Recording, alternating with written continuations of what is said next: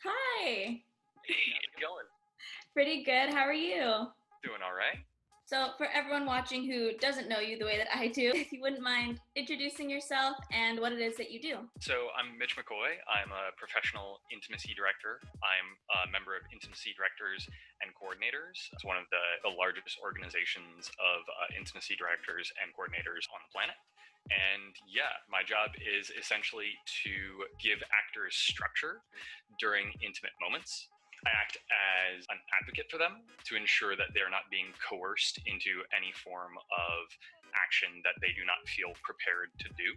I also act as a creative team member to ensure that we're effectively telling the story and not compromising anyone in any fashion. How did the creation and need for intimacy directors come about?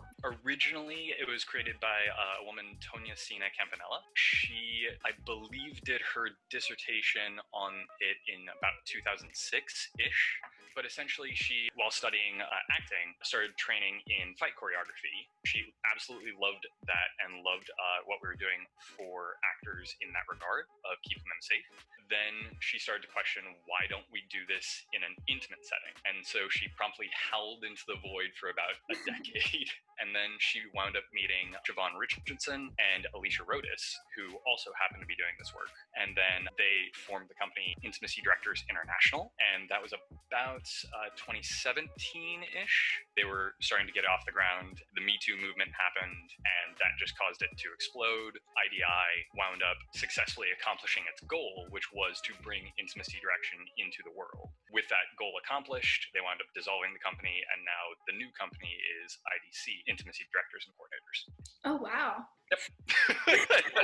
Intimacy directors aren't just exclusive to theater, they also pertain to being on screen in movies. The technical terms, director will go with theater and coordinator will go with film. But yeah, film and television, that's the wave of the future. HBO has now said that they will never work without one, which is fantastic. Yeah. They wound up calling up Alicia out of the blue for season 2 of The Deuce because Emily Mead on it requested someone. She was just like, hey, we've got stunt coordinators taking care of us in a physical fight setting. Can we get someone for an intimate setting? They did some research, they called up Alicia, and then she did such a fantastic job that immediately everyone was like, we'll never work without one ever again. That's amazing. What impact would you say that the inclusion of intimacy directors and coordinators has had on the process of putting an intimate scene on stage or on screen? Overall, it's led to a lot of relaxation throughout the community. A lot of feeling of being seen, being heard, and that we're taking the time to actually take care of our performers. Because it is a vulnerable setting to be in. If you're asked to just place your hand on someone else, cool, great. We need to make sure that there's an effective way that we're communicating while doing that. And also the agreements that we make for that form of connection as characters are not the same agreements that we have as performers. So it helps take care of them in that regard. For production side of things, it helps with regards to legality because you have a professional in the room trying to maintain best standards and practices. It winds up crafting better intimate scenes. It takes the guesswork out of it. We're not suddenly going, hey, is my partner going to kiss me or hit me tonight? Also, it's a thing of we know exactly where the story is going to go and how it is going to effectively be told to the audience so that we can get that cathartic response that we really want. Would you encourage all theaters to seek intimacy directors? So yes, I encourage at least meeting with them just to see what the deal is. Also, I encourage always double checking the person's background to make sure that they're a well-qualified intimacy director and not just, hey, I took a workshop, I'm an intimacy director. Because it is a rigorous process to become one. But also, intimacy directors may not be needed for every show. If there's a good rapport with the actors, if the director really understands how to communicate with them effectively and it's a kiss and everyone feels fine with it and great, we can build up proper protocols, fantastic. Someone like me might not be needed. But at the same time, if there's not that good rapport, if trust has been mismanaged or broken or even just not built up, then it might be a good idea to bring in a third party. Also, it can get very sticky when you have someone like the director or the producer saying, here, I'm not pressuring you to do this, but I would like you to do this for this vision. There can be an implicit level of coercion there because the performer feels that it is their job to appease the director or the producer. Bringing in that third party to go, cool, here, we're going to craft something. If you don't feel comfortable with what I'm describing to you, then we won't do it. We'll find another way of effectively telling that story. That gives the actor a little bit more agency over their own body and their own voice. And also, if a director is saying, we have to do it this way, we have to do it this way, then I, as the intimacy director, need to step in as the advocate and say, hold up, no, the actor is saying they're not comfortable with that. We need to listen to that and we need to pivot, because even if they weren't harmed doing that thing that they're uncomfortable with, it's still not going to look accurate because you're going to see that inherent level of uncomfortability in the performance. Say that an intimacy director isn't necessarily needed for a particular show. What are some good practices that actors can keep in mind when they're being asked to do intimate things on stage? IDI, as well as IDC, we adhere to what we call the 5 pillars of the work. And those are 5 C's. They're context, consent, communication, choreography, and closure. Not in really any specific order, but we need to make sure that we're on the same level of, this is the story that we're telling. We need to make sure that we all agree to that story that we're telling. If things change because of creative decisions, great. But if that's not what I originally agreed to, I have the right to say no, and that's okay. Communication, making sure that we're safely and effectively communicating, right? We're not using triggering terminology. We're not degrading our fellow performers or director or vice versa, but we're also able to say, look, no, that was not okay, or I am not okay doing that. And then we have a conversation. And if a line is crossed, then we would immediately be able to have that level of communication saying, look, I'm so sorry, because, for example, if I did something as a performer that upset another performer, I don't get to say that I didn't hurt them. They felt hurt by it. So then I need to say, I hear you. I am sorry. I will not do that again. Here are the steps that we're going to take to make sure that does not happen again. Moving on to choreography, we're going to strictly adhere to any choreography that we wind up building, which means that if there's a specific facial brush that we do, all of a sudden that doesn't go up into the hair and then like yank the hair out because that wasn't choreographed. Moving on to consent. Consent is broken down into several different ideas that all need to be there to give informed consent. And that is, it needs to be freely given, it needs to be reversible, it needs to be informed, it needs to be enthusiastic, and it needs to be specific. If it meets all of those criteria, then we can consent to doing it. But I can't say, hey, do you want to be in my movie? You say, sure. And then we show up to set on the day and I'm like, great, we're going to set you on fire. No, you did not agree to that. So we need to make sure that we hit all those criteria so that our partners and everyone involved can consent to it. And then closure, making sure that we have practices to separate work life from personal life, because we do dangerous work in this art form. We do work that is very emotionally vulnerable and very powerful. And if we don't separate those two lives, then things can get blurry, and that's how we can receive trauma, which is not what we want to do because this is our job. Instead, we want to make sure that the agreements for how we communicate as performers are not the same as how we communicate as people or as characters. We also want to make sure that if I'm playing a Romeo in Romeo and Juliet, I'm not falling madly in love with my coworker. I'm Romeo falling in love with Juliet. And at the end of the day, I can strip that away. I can go home and I can see my fiance or my significant other or whoever and go, cool, great, I'm here. There was a great practice that we learned at NTI about tapping in and tapping out. Would you mind talking a little bit about that? Sure. So it's not the only form of closure training that I do, but it's one of the easiest ones and my personal favorite. Essentially, tapping in and tapping out is getting eye contact with your partner, sharing a breath with them, and then sharing a high 10.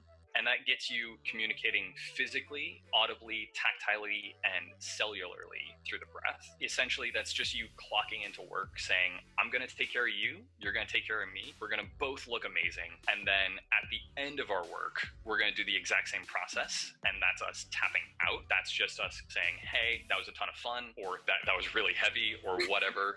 But we're back to normal. We're back to ourselves. See you later. If you want to go have a drink at the bar and commiserate, cool. If you want to not see me for a week, cool. How are ways directors can communicate vision in a way that's not going to make their actors uncomfortable, but ensure that they're fully informed? That requires a really high level of listening to the people in front of you, making sure that your vision is not being pressed as an agenda, but is just your vision, and then you're going to find a way of collaborating with your fellow performers to successfully accomplish the core idea of that vision. For example, we did not have the budget to fly someone into the air, but the director says, I really, really want that. Great. I love that idea. We'll figure out some other way of telling that story through theater magic, but we don't have the budget, so we're not going to just rig up like a rope and pull it against the grid. So finding specific ways of pivoting while getting to the end goal can be really important. Also, making sure that you have that effective communication with the performers is super important so that they can clearly and effectively understand what is being requested of them. It could be that you simply say, hey, this needs to be sexier. Okay, but if you can give specific examples of what you're looking for, like, oh, so at this moment, I really want you to get eye contact and share a breath and take one step closer to each other. Great, that gives them something tangible to practice with, as opposed to just like, figure it out on your own, go out in the closet and like make out for a little bit and then come back and show me. No. What are the potential risks of someone who isn't the best equipped in communicating to their actors, or even in mental first aid, stage combat, staging a highly intimate or physical scene? There's a large amount of risk, especially with how much our society has grown in regards to treating the mind as well as the body. We don't want to encourage people to become an intimacy director or claim that they're an intimacy director when they haven't had sufficient traumatic. Even not purposefully, they could wind up severely hurting other people because they don't have the awareness of, oh, this person is about to go into a traumatic experience, or, oh, this person is having trouble coming out of the character, or, oh, the stage manager has just gone like pale and is sweating. Like, let's take a break. Because it's not just about the performers, it's about everyone in the room, right? The creative team, the crew, the rest of the cast. It's also about the audience, right? We as creators might become super comfortable with some really challenging material, but if we're not careful with how we relay that to the audience, that can be to the audience's detriment. I encourage you, if you do not feel confident in your capabilities, then don't press it, right? It's kind of the equivalent of working out at the gym. If you wind up working out at the gym and then you're like, great, I'm gonna bench press 500 pounds, and you've only done 100 before, then you're probably gonna get severely hurt. Whereas if you can work your way up incrementally and train yourself, then you have the skill set to wind up taking care of that 500-pound weight. Wow. Yeah, I'm not gonna be lifting weights anytime soon. I mean, I've just turned into like pudding with sticks in me since quarantine, so. When we talked to NTI, you had said that sometimes there are these almost unnecessary, really intimate and really physical moments. Stage kiss here, let's put a stage slap here. And it really derives from the story. And you said the term honest storytelling. Wow, okay, let's tell honest stories. In your definition, what is honest storytelling? That's a really good question.